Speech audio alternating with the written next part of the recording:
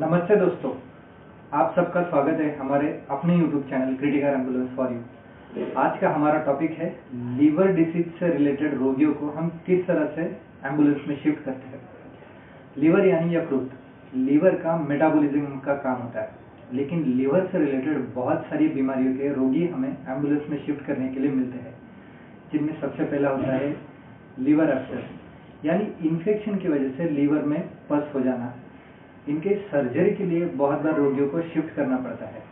बहुत बार उनके अंदर कैथेटर की जरूरत पड़ती है, जो स्पेशलिटी गैस्ट्रोएंटरोलॉजिस्ट के पास ही होता है, या ऐसे बड़े अस्पताल जहां पे आईसीयू का प्रबंध हो और गैस्ट्रोएंटरोलॉजिस्ट अवेलेबल हो या सर्जन अवेलेबल हो। दूसरे रोगी होते हैं, दूसरी बीमारी होती है जिसमें हेपेटाइटिस होता है, जिसे वायरल हेपेटाइटिस कहते हैं। बहुत से लोगों को पता है कि hepatitis A, B, C, D, E viruses रहते हैं। इनमें फल्मोनेंट हेपेटाइटिस होने के भी बहुत ज़्यादा चांसेस होते हैं। ऐसे रोगी भी हमें शिफ्ट करने के लिए मिलते हैं। इसके अलावा अल्कोहलिक लीवर डिसीज, आज सोसाइटी में बहुत ज़्यादा लोग अल्कोहल के आदी हो चुके हैं। ऐसे लोगों की वजह से, अल्कोहल की वजह से लीवर बीमारी हो जाती है और लीवर डिसीज होने की वजह से उन्हें एम्बुलेंस में शिफ्ट करना पड़ता है। इसके अलावा लीवर से संबंधित कुछ इन्फेक्शंस होते हैं जो ट्रॉपिकल फीवर्स हम कहते हैं। ट्रॉपिकल फीवर मलेरिया की वजह से लीवर डैमेज हो गया, लेप्टोस्पाइरा की वजह से लीवर पे असर हो गया, या डेंगू की वजह से लीवर पे असर हो गया। ये हम बहुत बार अस्पताल में सुनते हैं। तो ऐसे भी रोगी, प्राइमरी डिसीज तो अलग है, लेकिन उसका असर लीवर पे आने की वजह से ये रोगी लीवर डिसीज के अंदर आ जाते हैं और उन्हें शिफ्ट करना पड़ता है। बहुत बार एक्सीडेंट हो गया, लीवर पे मार लग गया तो लीवर लैसरेशन होता है। लीवर में सबसे ज्यादा ब्लड सप्लाई होता है। इसकी वजह से अगर थोड़ा भी कट या लैसरेशन होता है तो बहुत ज्यादा ब्लीडिंग होती है और उस ब्लीडिंग की वजह से रोगी की कंडीशन बहुत ज्यादा नाजुक होती है।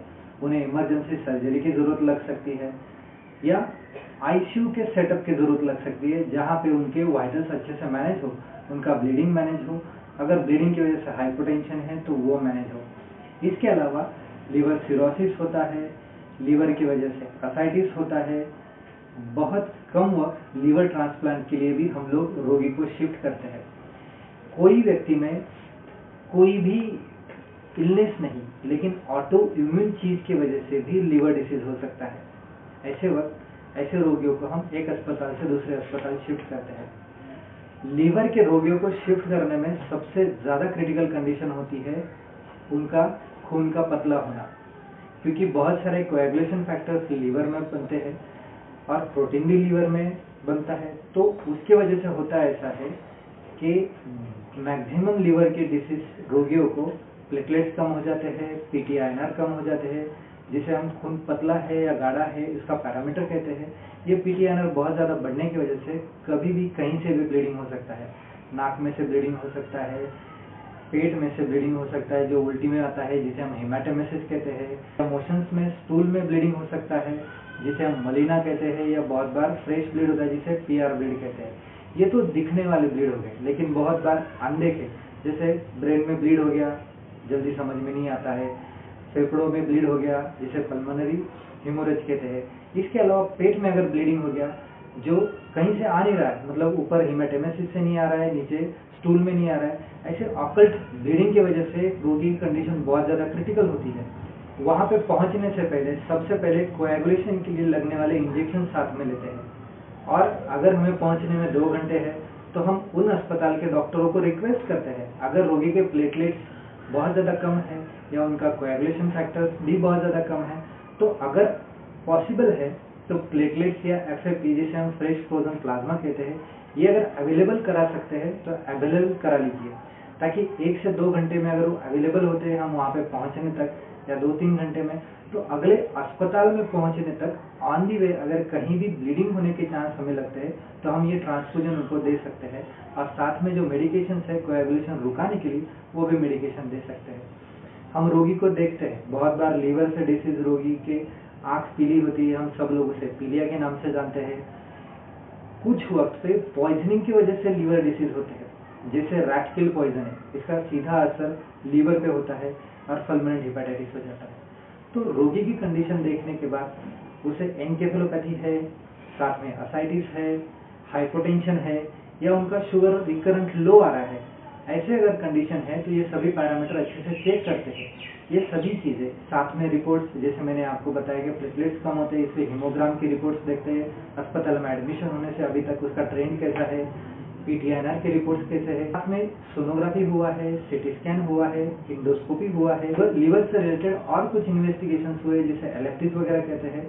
बहुत बार लीवर की वजह से किडनी पे भी असर आता है, तो किडनी के भी पैरामीटर ठीक है या नहीं है, ये सब देखने के बाद, रोगी की कंडीशन देखने के बाद हम रिश्तेदारों से बात करते हैं। मैंने आपको बताया कि सबसे ज्यादा क्रिटिकल कंडीशन होती है ब्लीडिंग। ये ब्लीडिंग के लिए बहुत ही सावधानी बरतनी पड़ती है।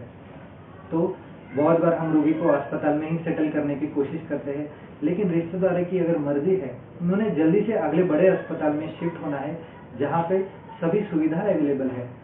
बहुत बार हमें एम्बुलेंस का कॉल आता है, कोई देहात में हम जाते हैं, वहाँ पे एक छोटे अस्पताल में रोगी एडमिट है जहाँ पे सर्जन नहीं है, गैस्ट्रोएंटरोलॉजिस्ट नहीं है, और उन्हें लीवर से रिलेटेड तकलीफ है और उन्हें अगले अस्पताल में जहाँ पे लीवर स्पेशलिस्ट है वहाँ पे पहुँचना है।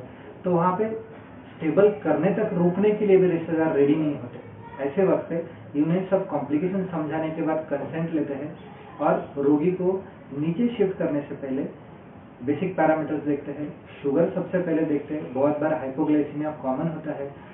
पेट की जांच करते हैं, असाइटिस है तो उसका मेजरमेंट कितना है, उनका टैपिंग किया, मतलब पेट में से कभी पानी निकाला है तो कितना निकाला था, बार बार निकाला है या नहीं निकाला है, क्योंकि बहुत बार रोगी अगर एनकेफेलोपैथी में है, पेट में बहुत ज्यादा पानी है, ऐसे रोगी शिफ्टिंग में कभी भी सांस की तकलीफ से परेशान हो सकते हैं और उन्हें वेंटिलेटर लगाने की जरूरत पड़ सकती है। इसके अलावा लीवर की वजह से बहुत से रोगियों को बहुत ज्यादा उल्टी, वॉमिटिंग जैसा सेंसेशन आता है, और ये वॉमिटिंग अगर रेचिंग जैसा है, मतलब बहुत कंटिन्यूअसली वॉमिटिंग है, तो उसकी वजह से फिर से ब्लीडिंग होने के चांस होते हैं। तो ये सभी कॉम्प्लिकेशन रिश्तेदारों को समझाने के बाद, कंसेंट लेने के बाद रोगी को हम नीचे शिफ्ट करते हैं। नीचे एम्बुलेंस में लेने के बाद अच्छे से कार्डियक मॉनिटर अप्लाई करते हैं।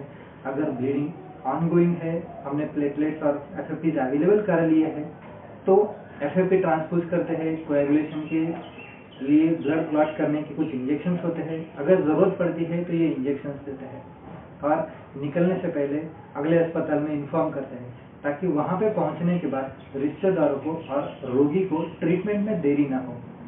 साथ में ही उन्हें अगर सर्जरी की जरूरत लग सकती है तो वो भी रिश्तेदार को इन्फॉर्म कर देते हैं। साथ में कुछ ज्यादा पैसे लेने की जरूरत हो तो उसका प्रबंध रिश्तेदार कर सकते हैं।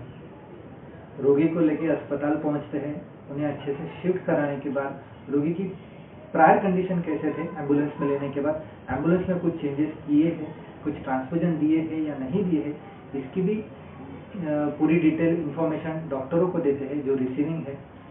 ये डॉक्टरों को देने के बाद अगर रोगी के रिश्तेदारों को कुछ हेल्प की जरूरत पड़ती है, बहुत बार रिश्तेदारों को रिपोर्ट्स और बाकी चीजों के बारे में पता नहीं होता, ये सभी रिपोर्ट्स हम डॉक्टरों को प्रेजेंट करते हैं, उन्हें डिटेल में रिपोर्ट्स बताते हैं, और रोगी हैंड ओवर होने के बाद रिश्तेदारों को समझाते हैं कि आगे क्या क्या हो सकता है। वैसे तो उस अस्पताल में डॉक्टर सभी चीज बताने वाले होते हैं, लेकिन एक मानसिक स्वास्थ्य संभालने के लिए हम रिश्तेदारों से थोड़ी देर बात करते हैं। तो मैंने कहा लीवर से रिलेटेड डिसीज बहुत ज्यादा क्रिटिकल और कॉम्प्लिकेटेड होते हैं। आज सोसाइटी में अल्कोहल का इतना ज्यादा प्रमाण बढ़ गया है, उसके वजह से यंग लोगों को ये लीवर की बीमारी लग जाती है, और ऐसे यंग लोगों को हम लोग एम्बुलेंस में शिफ्ट करते हैं। बहुत बुरा लगता है जब उनके माता पिता साथ में बैठे होते हैं और उनका लड़का जो 25, 26 या ज्यादा से ज्यादा 30-35 साल का होता है, जिसे लीवर की बीमारी हो जाती है, और उसकी कंडीशन इतनी ज्यादा क्रिटिकल होती है, माँ बाप उनकी पूरी जमा पूंजी खर्चा करने में लगा देते हैं, लेकिन फिर भी कभी कभी रोगी इसमें से बाहर नहीं आता, उसकी डेथ हो जाती है। तो दोस्तों, अल्कोहल रोकिए। आपको हमारा वीडियो कैसा लगा कमेंट कीजिए। कुछ चीजें सोसाइटी में बताना बहुत जरूरी होती है, इसीलिए मैंने अल्कोहल के बारे में बताया, क्योंकि लीवर डिसीज के रोगी तो हम शिफ्ट करेंगे ही, लेकिन आज 30 से 35% लीवर डिसीज अल्कोहल इंड्यूस है। तो कृपया करके अल्कोहल बंद कीजिए, हो सके तो। अगर बहुत ज्यादा एडिक्ट हो बंद नहीं होता है तो एक सीमित मात्रा में लीजिए। हमारा वीडियो लाइक कीजिए, शेयर कीजिए और सब्सक्राइब कीजिए चैनल को। Thank you.